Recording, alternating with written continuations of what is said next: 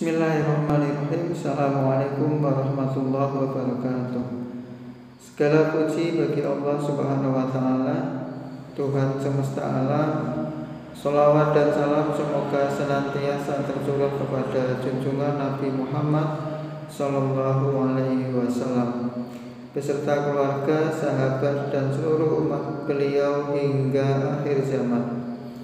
Alhamdulillah, pada kesempatan kali ini kita kembali dipertemukan dalam kajian Islam yang insya Allah akan membahas salah satu fondasi terpenting dalam agama kita, yaitu iman kepada Allah. Iman kepada Allah adalah rukun iman yang pertama, fondasi utama yang menjadi fondasi segala amal perbuatan seorang muslim. Memahami siapa Allah, mengenal sifat-sifatnya, dan bagaimana kita mengimaninya dengan benar adalah hal yang wajib bagi setiap hamba yang ingin meraih ridho dan rahmatnya.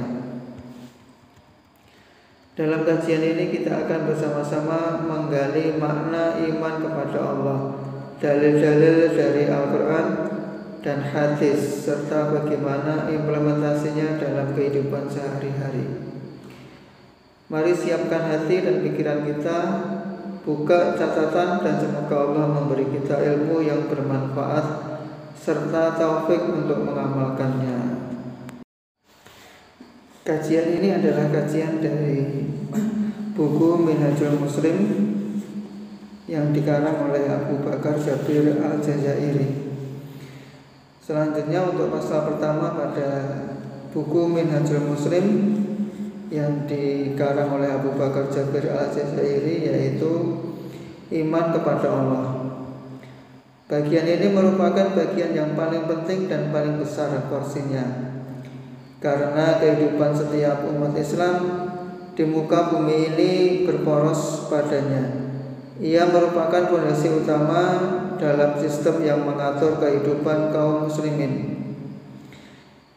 Iman kepada Allah Subhanahu wa Ta'ala yang dimaksud dengan seorang muslim yang beriman kepada Allah adalah ia membenarkan keberadaan Allah, bahwa Dia Allah adalah pencipta langit dan bumi, Maha mengetahui perkara yang nampak dan gaib, Rabb atas segala sesuatu. Tidak ada yang berhak diibadahi selain Allah. Allah yang maha besar dan maha tinggi, disifati dengan sifat kesempurnaan dan disucikan dari sifat kekurangan. Keimanan ini karena hidayah Allah berdasarkan dalil nakli dan dalil akli, atau Al-Quran, hadis, serta akal logika. Yang pertama, dalil akli. Yang pertama, pemberitahuan dari Allah tentang keberadaan dirinya, rububiyahnya terhadap keseluruhan makhluknya dan asma wa sifat. Ini terdapat dalam surat Al-A'raf ayat 54. Kemudian ada dalam surat Al-Qasas ayat 30, At-Toha ayat 14, Al-Hasr ayat 22 sampai 24, Al-Fatihah ayat 2 sampai 4. Juga Al-Anbiya ayat 92, Al-Mu'minun ayat 52, serta Al-Anbiya ayat 22. Kemudian yang kedua, dalil nakli, yaitu pemberitahuan dari 124.000 nabi dan rasul, serta tentang keberadaan Allah Subhanahu wa Ta'ala, pemeliharaannya, penciptaan dan pengelolaan terhadap seluruh alam semesta, serta nama-nama dan sifat-sifatnya. Tidak ada seorang pun dari nabi dan rasul kecuali Allah telah mengajaknya berbicara atau mengirim utusan kepadanya atau menyampaikan ke dalam hati dan akal sesuatu yang merupakan firman Allah dan juga wahyunya. Pemberitahuan dari sejumlah besar orang-orang pilihan ini menjadikan akal manusia mustahil untuk mendustakan kebenaran tersebut. Sebagaimana kabar tersebut mustahil bersepakat sejumlah besar manusia untuk berdusta. Mustahil bagi mereka untuk memberitakan apa-apa yang tidak mereka ketahui, tidak bisa diwujudkan, dan mereka tidak meyakini kebenarannya. Karena para nabi tersebut termasuk sebaik-baik manusia, pilihan paling bersih jiwanya, paling sehat akalnya, dan paling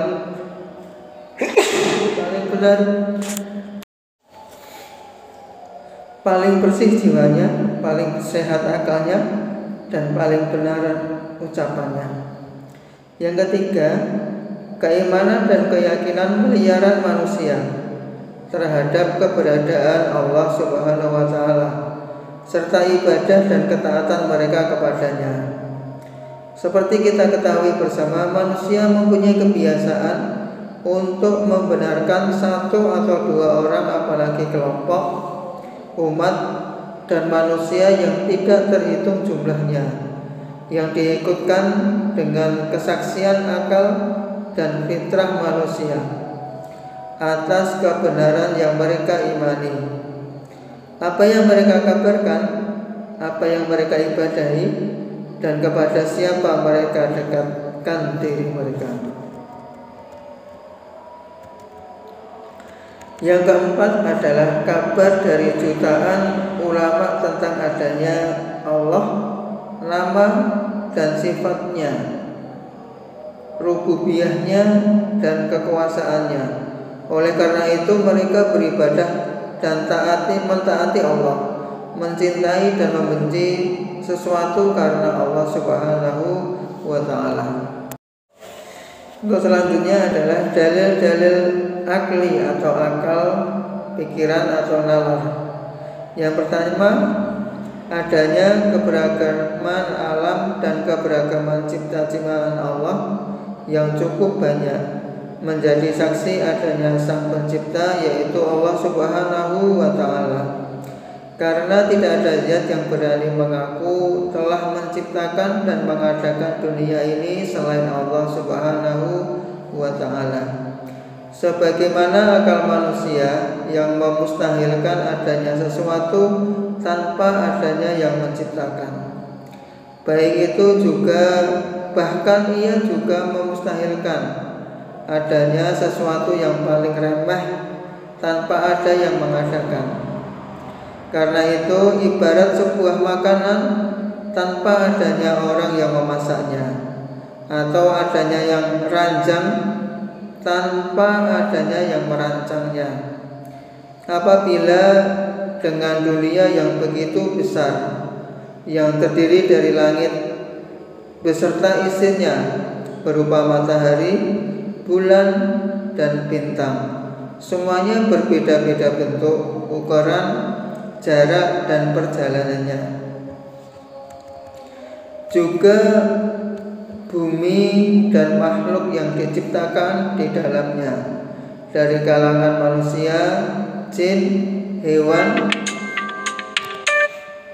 dengan ragam jenis dan individunya, serta ragam warna kulit hingga bahasa, juga perbedaan dalam pengetahuan, pemahaman, ciri khas, dan tanda, serta apa yang terkandung di dalamnya, berupa barang-barang tambang yang berbeda warna dan manfaatnya, dan sungai-sungai yang mengalir di atasnya, juga lautan yang meliputi daratan dan tumbuh-tumbuhan, serta tanaman yang menghasilkan buah-buahan yang berbeda-beda, juga berbeda dari segi jenis, rasa, bau, dan ciri-ciri serta manfaatnya.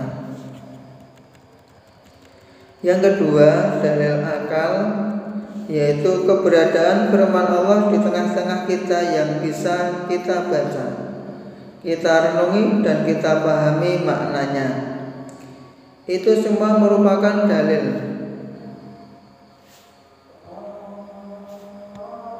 Itu merupakan semua dalil adanya Allah, karena mustahil adanya perkataan tanpa ada yang mengatakan, juga ucapan tanpa ada yang mengucapkan. Karena firman Allah menunjukkan keberadaannya, terlebih bahwa firman-Nya mencakup syariat paling lengkap yang telah diketahui oleh manusia serta undang-undang paling bijaksana yang dapat merealisasikan kebaikan yang baik bagi manusia.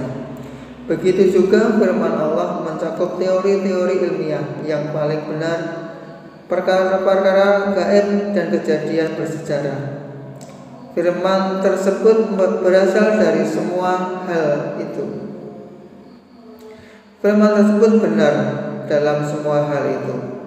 Pembuktian manfaat dari hukum-hukum syariatnya tidak akan berkurang sepanjang masa, meskipun zaman dan tempatnya berbeda. Demikian juga teori yang paling mudah sekalipun tidak akan pudar. Bahkan satu kegaiban yang telah diungkapkan di dalamnya tidak akan pernah meleset.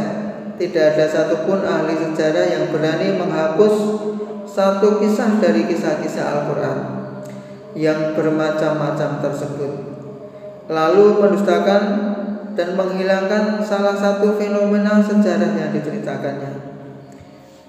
Firman Allah yang seperti itu menjadikan akal manusia sangat mustahil untuk menyadarkannya kepada salah seorang manusia, karena firman Allah tersebut jauh di atas kekuatan manusia dan tingkat pengetahuannya.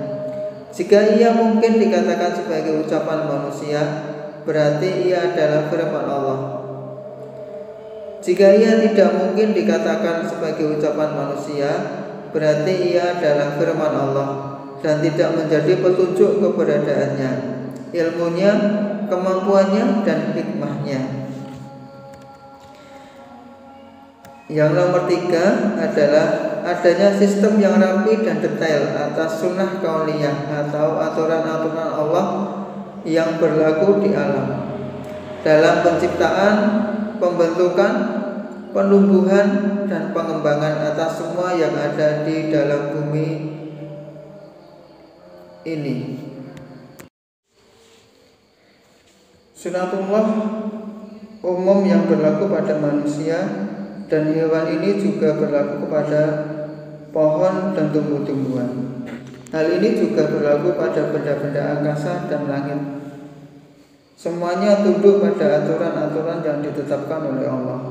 Tidak ada yang dapat menentangnya dan keluar dari aturan-aturan yang telah ditentukan. Dan seandainya ada yang keluar dari aturan itu, atau ada bintang yang keluar dari peredarannya, maka alam semesta ini akan hancur dan selesailah urusan kehidupan ini. Berdasarkan dalil akli dan nakli di atas, seorang muslim beriman kepada Allah, beriman kepada rububiyahnya dan segala sesuatu dan uluhiyahnya untuk makhluk yang pertama dan terakhir. Mungkin ini kajian yang pertama dari buku Minhajul Muslim karangan Abu Bakar Jabir Al-Jazairi. Demikian, assalamualaikum warahmatullahi wabarakatuh.